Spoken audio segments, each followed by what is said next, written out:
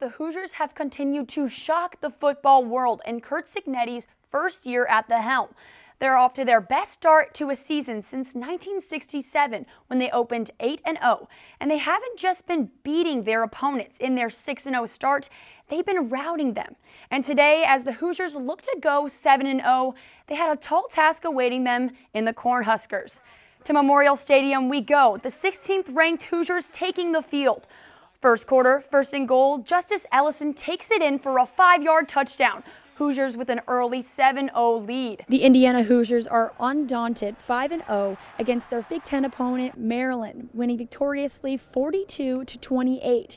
And with the packed rock, Coach Cignetti said today's game was all about their energy. Thanks, Ryan. So I'm just going to talk about Indiana's leadership experience. Something you might notice on the field today. There's 4 team captains: Emma Thompson, Sophia Arabola, Jemima Cookson, and Sydney Keld. In just a few short months, this stadium will be transformed into a holiday walkthrough event that all families can enjoy. You know what? I'm just going to start us off with somebody you have to talk about when you're talking about women's hoops and women's basketball. She's a face, she's a name, you've all heard it, Paige Beckers and UConn. I mean, wow, what a season they've had. And honestly, I'm thinking about last year with Iowa and UConn playing back-to-back in that duel, and they lost it by just 1 call. I'm thinking they're going to run it back this year, go back to the Final Four where they have some unfinished business and take it all the way to the finals. It's December, and you know what that time is. It's almost time for playoff season. But before then, there's a matchup between the Bills and the Rams.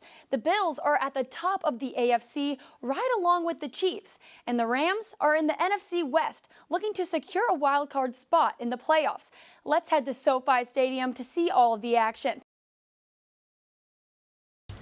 It's Black history. Jay Sears has been the IU Athletics head equipment manager for 50 years. Athletic years are like dog years.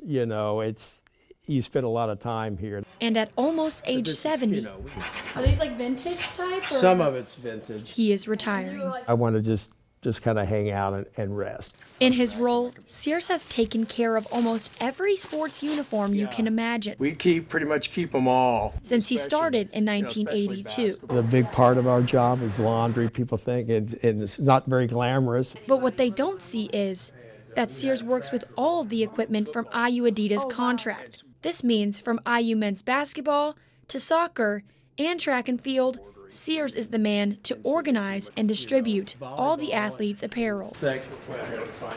Here's like women's soccer. Since the 1980s, Sears has witnessed IU's national championship wins, and he's met IU Olympic gold medalists, from players to coaches, including Bob Knight. He'd be one of them. I think he's the best athlete I've ever seen play basketball, bar none. If I were going 1984, we had the Olympic trials here. Coach Knight was the Olympic coach, and what they did in the field house, they set up courts, and that was, you might have heard of Michael Jordan, and I was just kind of in awe. And we got to work with the Olympic team, and as far as doing laundry, but just a neat time. Besides his experiences with the teams, Sears said what he finds most special about his job is the relationships he's made, creating lifelong friendships. It's been pretty special.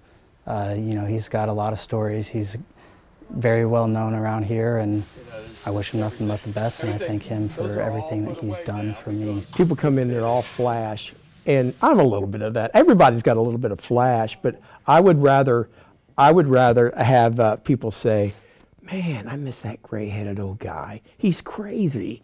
And that's the way I want to be known from here. And I think I'm achieving it. Yeah. Never let your presence be known. Let your absence be felt. I want that to be me.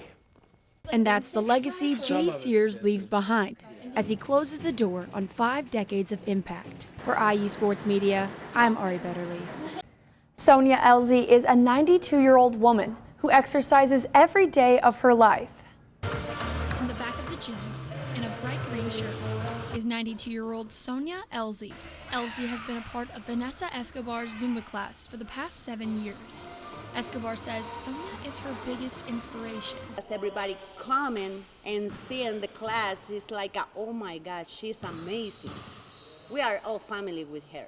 And family is the reason why Elsie loves fitness and health. Elsie says she wants to stay fit to be able to do things with her family. I just came from cycling. I cycle for 45 minutes. And before that, I do the treadmill.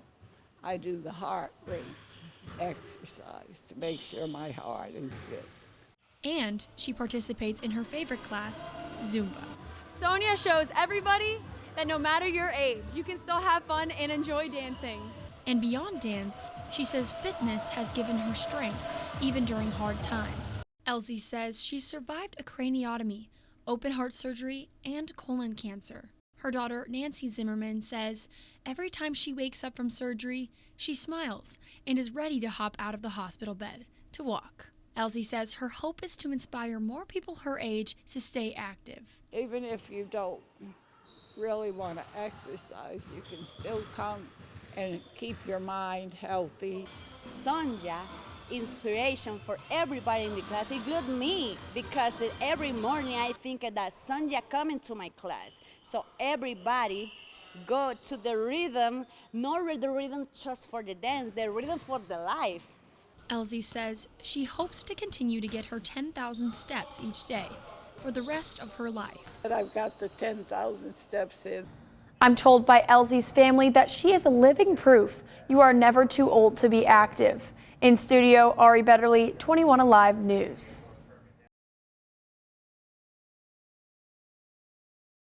Well, I was also going to say USC, but to be different again, okay. I'll say South Carolina. They have the confidence. They had that undefeated season. They have the best coach, arguably in women's basketball, if you're not saying Terry Morin. But but overall, I think this team, they might lose a couple of games, but I think during tournament play, when you have, such a coach who's victorious in so many situations, that they can play the long ball. Welcome back to the World Series. There could be two different tales that prevail tonight. One being the Yankees, who need to secure a win to keep things moving along. And for the Dodgers, well, this could end it all with a 4-0 sweep.